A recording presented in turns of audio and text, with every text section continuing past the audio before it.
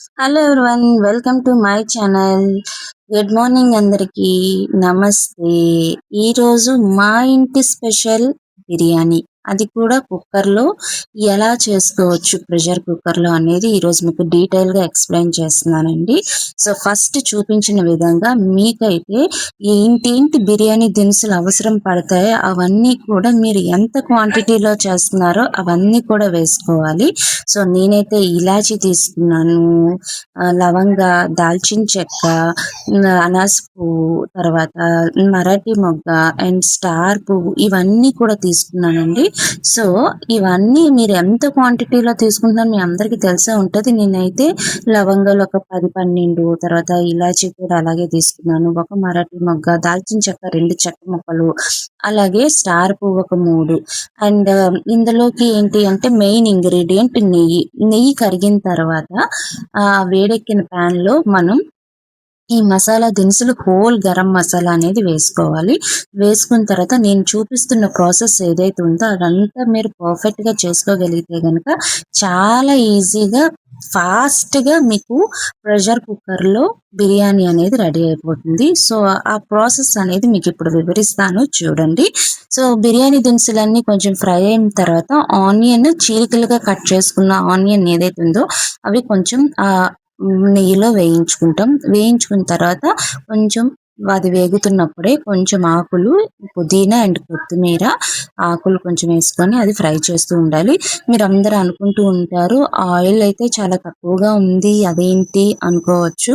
So నేను గీ వేసుకున్నాను కదండి. సో అది ఎందుకు అంత తక్కువగా ఉంది, తర్వాతకి ఎలా సరిపోతుంది అనేది మీకు వివరిస్తాను, చూడండి. సో అదంతా ఫ్రై అయిన తర్వాత ఆనియన్ ఫ్రై అవుతున్నప్పుడు మనం కొంచెం సాల్ట్ అనేది వేసుకోవాలి. సో ట్రాన్స్పరెంట్ కలర్లోకి వచ్చిన తర్వాత మనం వేసుకోవాలి. అండ్ మీరు పచ్చిమిరపకాయ కూడా యాడ్ చేసుకోండి. నేనైతే 2 చిల్లీస్ అనేది యాడ్ చేసుకున్నాను.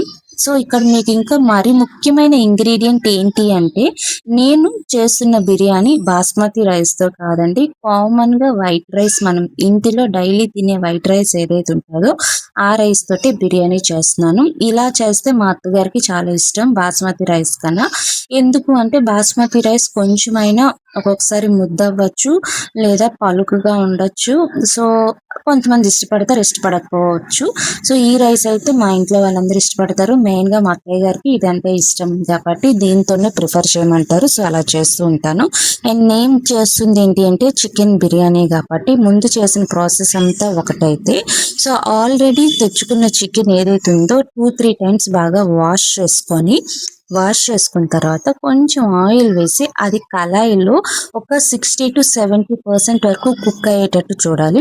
ఇక్కడ మీరు చూస్తే పీసెస్ అన్నీ కూడా బోన్ చుట్టూరా పీసెస్ మేము బిర్యానీకి యూజ్ చేస్తామండి. సో బ్రెస్ట్ పీస్ అనేది కాకుండా థై పీస్ వైపు తీసుకుంటే కనుక ప్రతి పీస్కి బోన్ అనేది ఉండడం ఉంటుంది. సో అది చాలా బాగుంటుంది తింటున్నప్పుడు. మీరు మళ్ళీ అనుకుంటారు కుక్కర్లో పెడతారు కదా, ఇదంతా పీస్ అయిపోతుందేమో చికెన్ పీసెస్ అనుకోవచ్చు. లేదంటే నేను మీకు చెప్పినట్టుగా ఫుల్గా కాదు, ఒక 60-70% మాత్రమే కుక్ చేయండి. అండ్ ఆ చికెన్ ఉడుకుతున్నంతసేపు మీరు ఉప్పు, కారం, మసాలా, అల్లం వెల్లుల్లి పేస్ట్ ఇవన్నీ సరిపడా మీరు వేసేసుకోవచ్చు చికెన్కి తగ్గట్టుగా. ఇలా వేసుకున్న తర్వాత మీరు చేయాల్సింది ఏంటి అంటే, చెప్పాను కదా వాటర్ వేయాల్సిన పని లేదు, ఆటోమేటిక్గా వచ్చిన చికెన్లో వాటరే సరిపోతుంది ఆ కూరకి. సో అది ఉడికిపోయిన తర్వాత ఇక్కడ రైస్ ఇలా ఫ్రై చేసుకుంటూ ఉంటాం కదా, కొంచెం సేపు ఆయిల్లో ఈ రైస్ అనేది ఫ్రై చేసుకుంటాము. ఫ్రై అయిన తర్వాత మీరు ఆ చికెన్ పీసెస్ అనేవి ఇందులో వేసేసుకోవాలి. కలర్ తక్కువగా ఉందని అనుకోవద్దు, ఫైనల్గా మీకు వచ్చే కలర్ మీకు చూపిస్తాను. సో ఇప్పుడు నార్మల్ రైసే మనం యూజ్ చేస్తాం కాబట్టి ఆ రైస్కి తగ్గట్టు వాటర్ అనేది వేసుకోవాలి. నేనైతే ఇక్కడ 1.5 చికెన్ కేజీకి సో 1 కేజీ రైస్ అనేది చేయడం జరిగిందండి. ఇంచుమించుగా గ్లాసెస్ వైజ్గా తీసుకున్నాను. ఈ రైస్ అంతా అందులో ఫ్రై అయిన తర్వాత మళ్ళీ మనం ఉడికించుకున్న చికెన్ పీసెస్ ఏవైతుందో 1 by 1 అందులో వేసేసుకొని, అండ్ వాటర్ కూడా క్వాంటిటీ ప్రకారంగా వేసుకోవాలి. అంటే నార్మల్ రైస్ ఏంటి అంటే 1 గ్లాస్కి 2 గ్లాసుల రైస్ ఆఫ్ వాటర్ అనేది వేస్తాం కాబట్టి అలాగే క్యాలిక్యులేట్ చేసుకొని నేను మాత్రం 1 గ్లాస్ వాటర్ తగ్గించేసాను. Okay. And moreover so ఫైనల్‌గా ఆ చికెన్‌లో ఉన్న వాటర్ కూడా ఏదైతే ఉందో, ఆ చికెన్‌లో వాటర్ కూడా అందులో మనం డ్రాప్ చేసుకోవచ్చు. సో మీకు డౌట్ వస్తదని చెప్పాను కదా! స్టార్టింగ్‌లో ఆయిల్ ఏదైతే ఉందో అది తక్కువగా ఉంది అనుకుంటారన్నాను కదా! సో చికెన్‌లో వచ్చిన ఆయిల్, వాటర్ అండ్ ఆ కలర్ కూడా ఇందులో మనం డ్రాప్ చేయడం ద్వారా సో బిర్యానీకి మరికొంచెం కలర్ ఎన్హాన్స్ అవుతుంది. సో నేను ఇందులో హోల్ గరం మసాలా వేశాను, పచ్చిమిరపకాయ వేశాను. అండ్ దట్ టూ తర్వాత అది మరుగుతున్నప్పుడు నేను కొంచెం ఆ బియ్యంలోని రిమైనింగ్ కొత్తిమీర అండ్ పుదీనా కూడా వేసుకున్నాను. నెక్స్ట్ వచ్చేసి ఫైనల్‌గా రిజల్ట్ అయితే ఇలాగా ప్రెషర్ కుక్కర్‌లో ప్రెషర్ వచ్చినంత వరకు అంటే వాటర్ మరిగినంత వరకు కూడా నేను అది విజిల్ పెట్టలేదు. మరిగిన తర్వాత విజిల్ పెట్టాను. సో ఫైనల్ అవుట్‌పుట్ ఒక 2 అంటే 2 విజిల్సే పెట్టాను. ఎక్కువ కూడా పెట్టలేదు.